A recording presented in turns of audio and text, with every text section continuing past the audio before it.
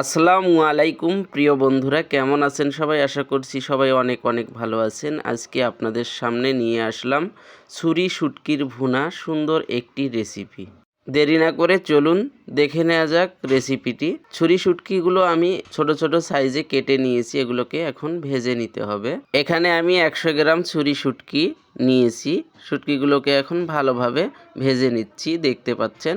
ভেজে নেওয়া হয়ে গেলে এখানে পানি দিয়ে দিলাম। পানি দিয়ে একটু নেড়েচেড়ে ভালোভাবে শুটকিগুলোকে ধুয়ে নিতে হবে। দেখুন ভালোভাবে পরিষ্কার করে ধুয়ে নিয়েছি।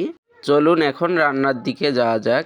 চুলাতে কড়াই বসিয়ে দিয়েছি। এখানে 100 গ্রাম পরিমাণ আমি সয়াবিন তেল অ্যাড করেছি। আর এখানে দিয়ে দিলাম 5 থেকে 6টি পেঁয়াজ কুচি এবং 3টি রসুন আমি কোয়া ছাড়িয়ে নিয়েছি।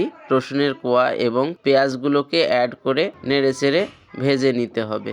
অল্প কিছুক্ষণ নেড়েচেড়ে এর মধ্যে গোটা মশলা অ্যাড করব। ভিডিওটি না টেনে দেখতে থাকুন। দেখুন এখন এর মধ্যে দিয়ে দিচ্ছি 2টি সাদা এলাচ, 3টি লং অ্যাড করলাম। এরপরে দিয়ে দিলাম 2 টুকরো দারচিনি। এই গোটা মশলাগুলো পেঁয়াজ এবং রসুনের সঙ্গে ভেজে নিতে হবে। দেখুন একটু ভেজে নেওয়া হয়ে গেলে আরও কিছু মশলা আমি অ্যাড করব। প্রথমে দিয়ে দিলাম স্বাদ মতো লবণ, এরপরে হলুদ গুঁড়ো 1 চা চামচ, একটু নেড়েচেড়ে নিব। এরপরে এখানে অ্যাড করে দিব কাঁচামরিচ, 2টি কাঁচামরিচ মাঝামাঝি ফেড়ে নিয়েছি। মরিচ গুঁড়ো দিয়ে দিলাম 1 চা চামচ। এরপরে এখানে অ্যাড করে দিচ্ছি আদা রসুন বাটা 1 চামচ এবং জিরা বাটা 1 চামচ পরিমাণ। দেওয়ার পর ভালোভাবে নেড়েচেড়ে মশলাগুলোকে ভুনা করে নিতে হবে। দেখুন কিছুক্ষণ নেড়েচেড়ে নেওয়ার পর এখানে 3টি টমেটো কিউব আকারে কেটে নিয়েছি। টমেটো কিউবগুলো দিয়ে কিছুক্ষণ নেড়েচেড়ে আবারও সামান্য পরিমাণ পানি অ্যাড করলাম, যাতে মশলাটা লেগে না যায়। পানি অ্যাড করার পর একটু সময় নিয়ে ভুনা করে নিতে হবে। দেখুন ভুনা করে নেওয়া হয়ে গেছে। এর মধ্যে ভেজে নেওয়া শুটকিগুলো অ্যাড করলাম। শুটকি দেওয়ার পর মশলার সঙ্গে কষিয়ে নিতে হবে। রাব্বি স্পাইসি কিচেনে সুন্দর এই রেসিপিটি যারা দেখতেছেন আপনাদেরকে অসংখ্য ধন্যবাদ। আপনারা ভিডিওটি ভালো লাগলে একটি লাইক করে দিতে ভুলবেন না। মজার মজার রেসিপিগুলো আমার এই পেজ অথবা ইউটিউব চ্যানেলে শেয়ার করে থাকি। আপনারা সেখান থেকে রেসিপিগুলো দেখে শিখে নিতে পারেন এবং বাসায় ট্রাই করতে পারেন।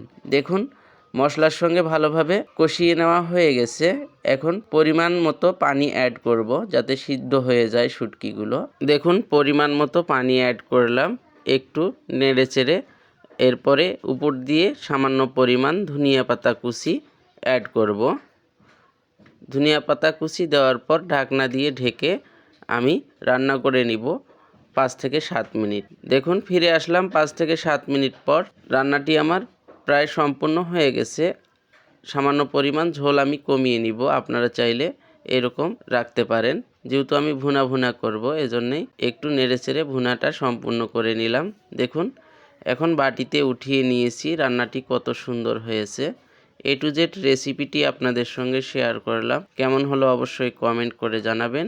রেস্টুরেন্ট কিংবা বাসার যে কোনো রেসিপি পেতে চোখ রাখুন রাব্বি স্পাইসি কিচেনে। সকলে ভালো থাকবেন। আসসালামু আলাইকুম।